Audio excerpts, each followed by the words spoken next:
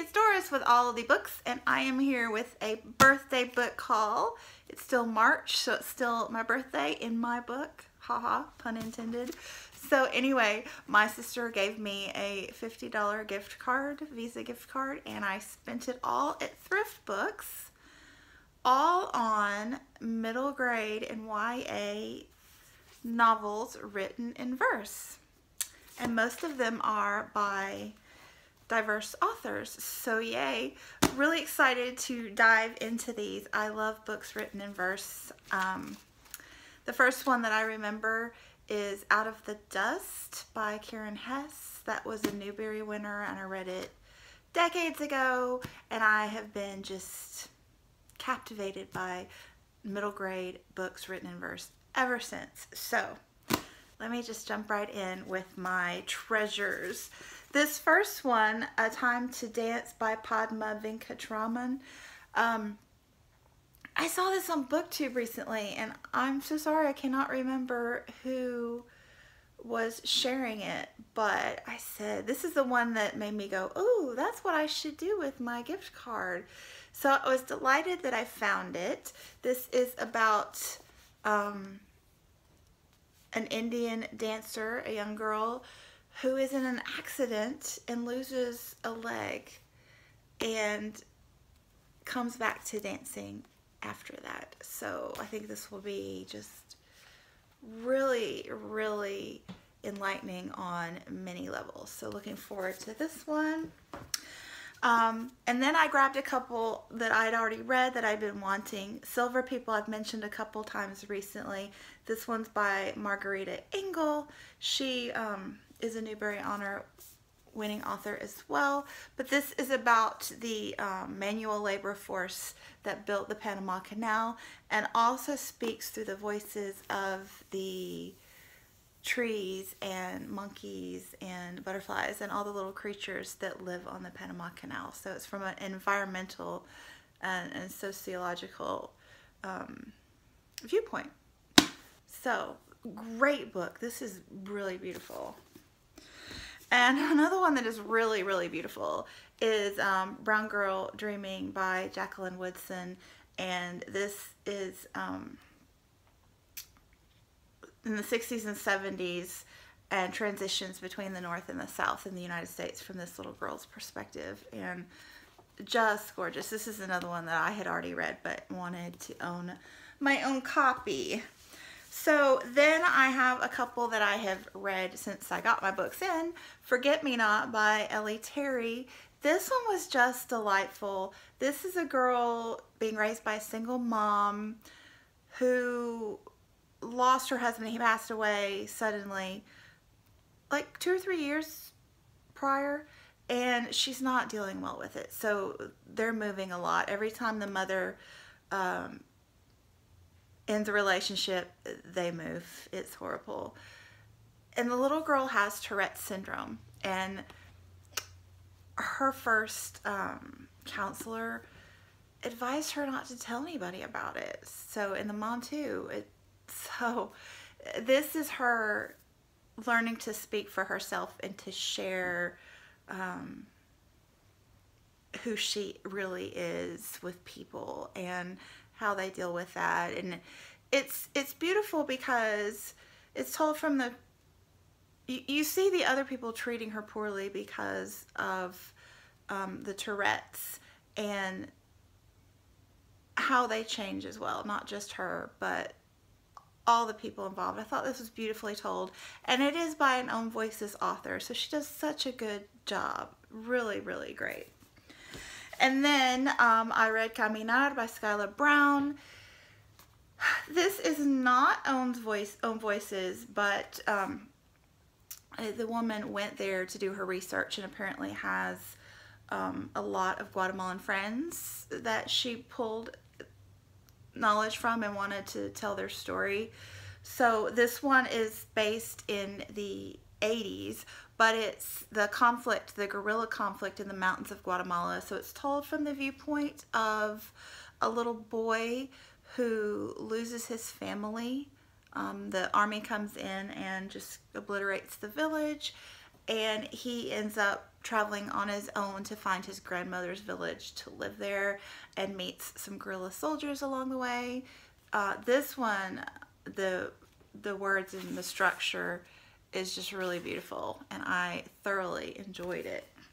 Okay, then I am currently reading Catching a Storyfish by Janice N. Harrington. This one is really cute. It's a younger voice and a little girl that likes to tell stories, and they have just moved. And she's having trouble adjusting. She misses her friends, she misses where she was, but they've moved into the same town with the grandfather, so she's enjoying fishing with him. And I think that something happens to the grandpa. Oh, she has a southern accent. Yeah, I haven't gotten there yet, but so apparently they've moved maybe a little north, and she's being made fun of for that. Shameful. Anyway, yeah, so that's neat. This will pair nicely with Brown Girl Dreaming then. Yes. Okay, and then Words with Wings by Nikki Grimes. This one is it looks like it's a Coretta Scott King Award winner. And I don't remember, this one's little tiny verses. Let's see. She's a daydreamer. New home with only her mother. She misses the way. Another moving story, new school. So I got a lot of those. Listen Slowly by Tana Lai. This is the author, sorry, I'm off camera. This is the author of Inside Out and Back Again, which was brilliant. So I wanted to get her other, oh, this one's not in verse. Yeah, this is a story. Oops. But I'm sure it's great. This one is a girl living in the States already and goes to visit Vietnam, I believe. Or no, just listens to, yeah, she's going on vacation in Vietnam. So that should be interesting. And then I got Witness by Karen Hess. This is the author of Out of the Dust that I was telling you about earlier. And this one is focusing on, a Vermont town in 1924. The Ku Klux Klan moves in and start terrorizing a couple of African Americans and also a Jewish girl. So I've heard this is really powerful. The Red Pencil by Andrea Davis Pinkney. This one I had heard about before. A 12-year-old.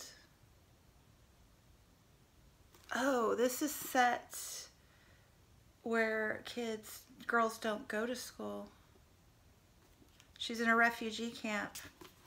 I'm not sure what country she's in. Sudan. Oh, yeah. Maps. Yeah. So this is the power that comes from literacy. This is so cool. This one's got pictures and stuff. For that one. Okay, another Jacqueline Woodson. This is the author of Brown Girl Dreaming. There's Jacqueline Woodson. Wanted to get to that again. This is told from the point of view of a 7-year-old boy whose teacher shows him how to put his feelings on paper. So we've got several of those as well. I love the way middle grades, you see the same theme told through different voices. Okay, and then Lion Island by Margarita Engel. This is the author of the Panama Canal book. What was that one? Silver People, sorry. And I think these are so cool that this one and another one I'm reading are from the New York Public Library. Oh, I thought that was so neat. But this is Cuba's Warrior of Words. So this is told at a moment of conflict in Cuba. So yes. And then the last one, Red Butterfly by A.L. Sonneson. And this one is this is the one that's an adoption story.